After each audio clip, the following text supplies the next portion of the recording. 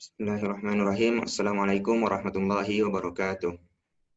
Waalaikumsalam warahmatullahi wabarakatuh. Alhamdulillahi wa kafa wa salatu wassalamu ala ibadihi istafa. Allahumma yassir alaina wa la tu'assir alaina fataysirul asir alaika yasir. Allahumma zidna ilman washrah lana sudurana. Allahumma alimna ma yanfa'na wanfa'na bima 'allamtana wa zidna ilman. Allahumma iftah lana futuhal arifin. Yang kami hormati dosen pembimbing, kemudian ketua kelompok, dan selanjutnya para pendengar yang kami hormati juga. Mungkin bisa dibuka yang slide-nya. Kita bertema pentingnya memahami maqasid nafsi di sini sebagai upaya menurunkan tingginya kasus COVID-19 di Indonesia.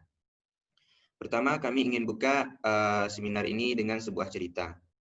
Guru kami, Syekhuna Syekh Ali Jum'ah, pernah bercerita kepada kami bahwa wabah ini bukan hal yang pertama kali terjadi, baik itu di Indonesia ataupun di skala dunia. Dulu wabah juga pernah terjadi di Mesir khususnya. Ketika itu penduduk Mesir masih sekitar 2.500. Kemudian ketika wabah terjadi, orang Mesir meyakini bahwa dengan membaca kitab Sahih Bukhari itu bisa menghilangkan wabah. Karena kan kita ma'ruf di kalangan kita seperti kata-kata motivasi yaitu innal hawaija la tuqda bi kasrati salati ala nabi. Bahwa keinginan-keinginan kita itu bisa dipenuhi dengan memperbanyak salawat kepada Nabi. Wal qiraatil hadis fi makna salawah. Nah, jadi kita membaca hadis itu sama dengan kita memperbanyak salawat. Apalagi kita sama-sama tahu bahwa kitab sahih, tidak ada kitab yang lebih sahih setelah Al-Quran kecuali Sahih Bukhari. Kemudian dilaksanakan pembacaan qiraah Sahih Bukhari tersebut dengan harapan bahwa Allah akan mengangkat wabah yang terjadi di Mesir ketika itu.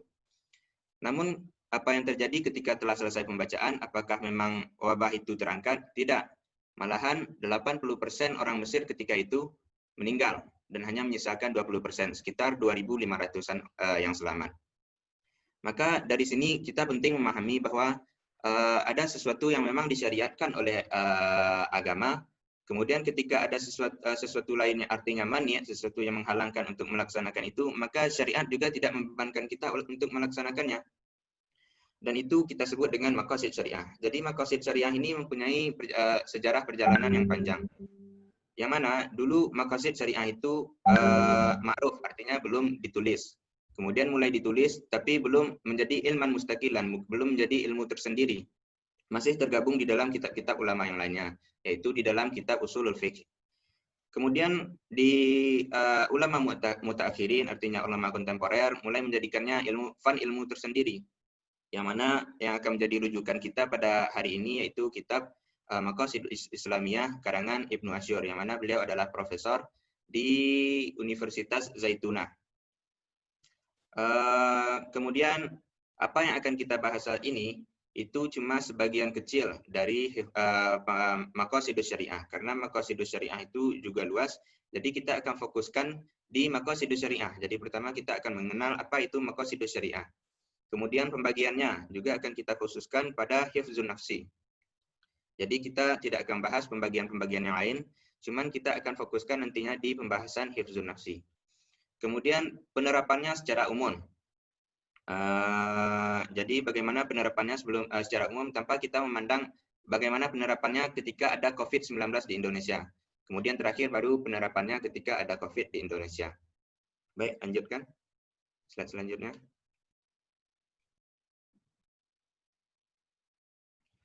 Baik, pertama kita mengenal dulu apa itu maqasidus syariah.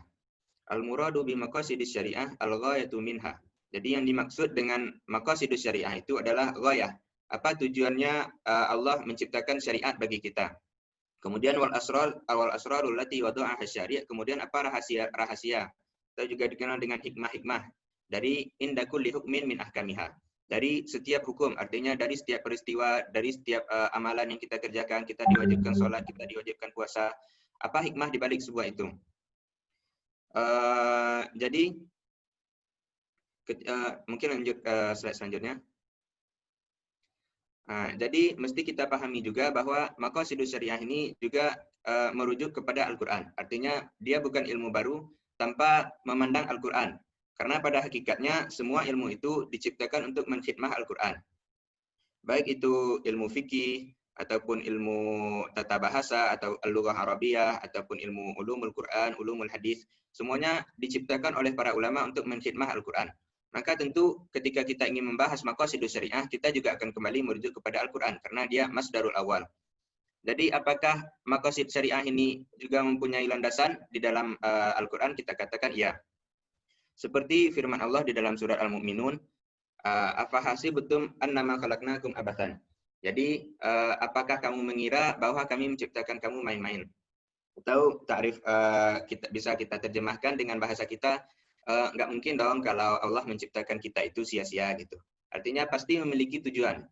Seperti ayat yang lainnya di dalam surat Ad-Dukhan, wa ma khalaqna samawati wal ardi wa ma bainahuma la'ibin.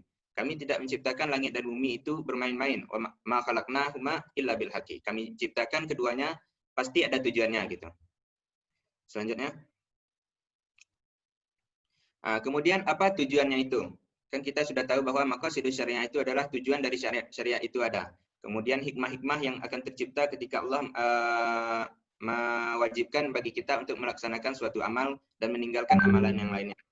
Jadi di sini Imam Ibnu Asyur di dalam kitabnya Maqasidul Islamiyah mengatakan, "Idza nahnu istaqra'na mawaridus syariah islamiyah adalah ala maqasidiha min at-tasyri'."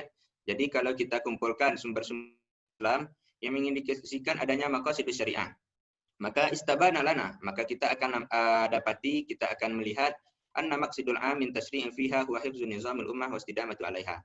Jadi tujuannya itu adalah untuk menjaga kesatuan umat.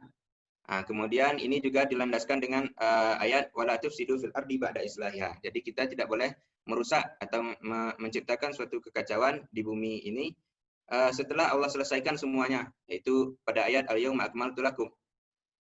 Jadi ketika selesai, maka kita juga tidak boleh melakukan mafsadah-mafsadah lainnya di bumi ini.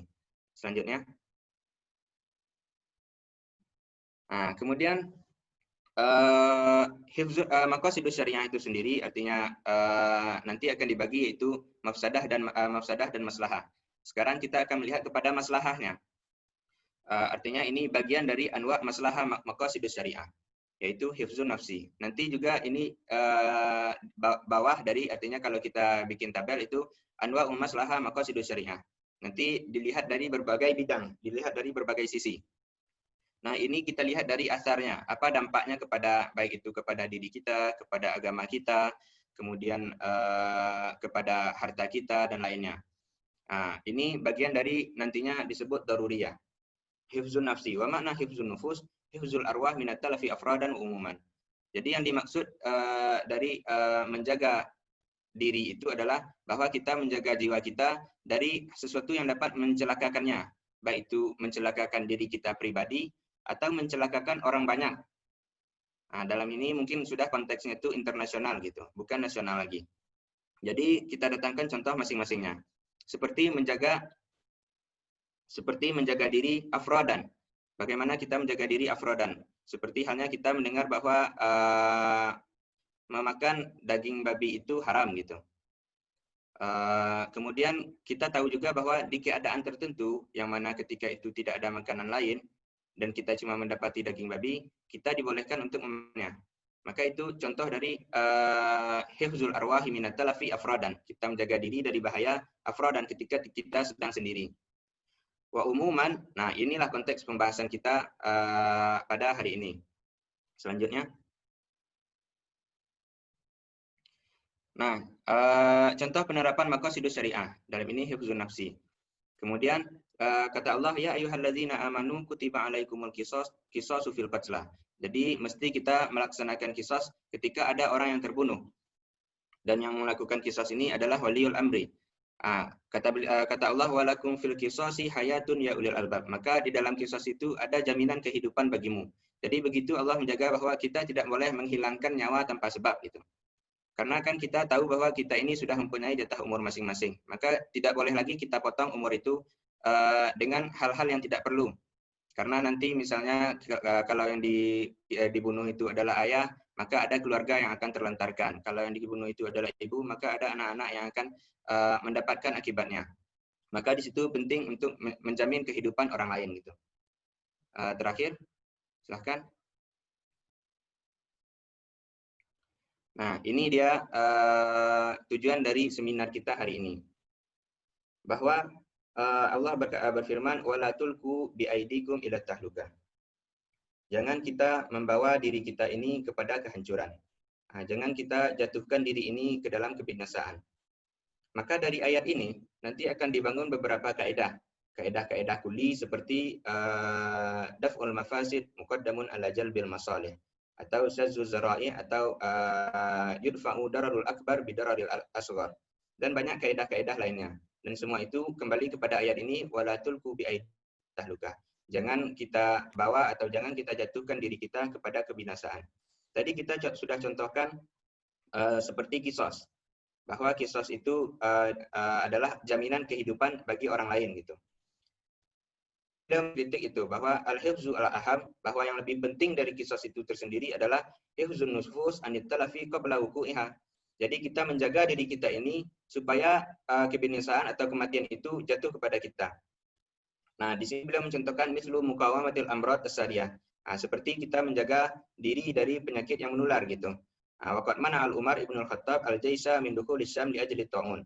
Kemudian Sayyidina Umar sendiri juga melarang tentaranya masuk ke negeri Syam karena di sana sedang ada wabah. Kita tahu bahwa Sayyidina Umar itu seseorang yang pemberani. Sehingga digelari nanti dengan Al-Faruq. Maka tidak mungkin beliau melarang sesuatu itu tanpa alasan. Jadi ini juga berangkat dari hadis Nabi bahwa ketika ada suatu wabah di suatu negeri, maka ahli negeri jangan keluar dan kita yang di luar jangan masuk ke itu. Nah, selanjutnya bahwa ulama telah sepakat bahwa kita melaksanakan suatu ibadah itu, kita melaksanakan puasa, kita melaksanakan salat dan lain, itu mesti ada al-ilmu, artinya al-ilmu yakinan. Kita harus mengetahui bahwa Allah memang benar-benar mensyariatkan ini. Atau ghalabatiz zan, atau kita ada prasangka yang kuat bahwa Allah benar-benar menyuruh hal ini. Dan itu juga berlaku untuk semua aspek kehidupan. Sehingga ketika kita ketahui bahwa para dokter mengatakan bahwa ketika kita melaksanakan kerumunan itu dapat mempermudah penyebaran wabah, mempermudah penyebaran COVID, maka ketika itu kita juga mesti meyakini bahwa hal itu memang benar adanya. Jadi ketika dokter mengatakan, artinya dia yang paling ahli di bidangnya mengatakan ketika kita melaksanakan kerumunan itu akan mempermudah penyebaran COVID. Maka ketika itu waliul amri mengeluarkan himbauan gitu, mengeluarkan aturan baru seperti menggunakan masker atau menghindari tempat-tempat kerumunan dan lain sebagainya. Maka ta'atul amri fi ghairi maksiatillah wajibun. Kita mentaati waliul amri, kita mentaati pemimpin-pemimpin kita, baik itu skalanya negeri, kecamatan, kabupaten, provinsi, ataupun nasional, itu hukumnya wajib. Jadi berdasarkan dua hal ini, maka penting kita untuk menjaga diri kita dari hal-hal yang telah, untuk mentaati hal-hal yang telah dihimbau oleh pemimpin kita, seperti memakai masker ketika kita ingin keluar rumah, ataupun menghindari keramaian, ataupun mungkin nanti akan diulang lagi bahwa dilarangnya sholat berjamaah, karena memang sholat berjamaah itu ta'ah, tapi ketika itu juga mendatangkan mafsadah. Dan kita katakan tadi, darul mafasid, kita menghindari mafsadah atau kerusakan yang akan menyebabkan diri kita, menyebabkan kematian, itu lebih utama daripada kita melaksanakan sebuah ketaatan. Mungkin selanjutnya, dekat kita, seperti halnya dakwah Nabi. Maka ketika itu telah bisa kita laksanakan, baru kita sampaikan itu kepada orang banyak. Kemudian hidayah itu insya Allah akan Allah datangkan dengan usaha yang telah kita lakukan. Mungkin sekian dari kami. Qulu qauli hadza wa astaghfirullah li wa lakum. Assalamualaikum warahmatullahi wabarakatuh. Waalaikumsalam warahmatullahi wabarakatuh.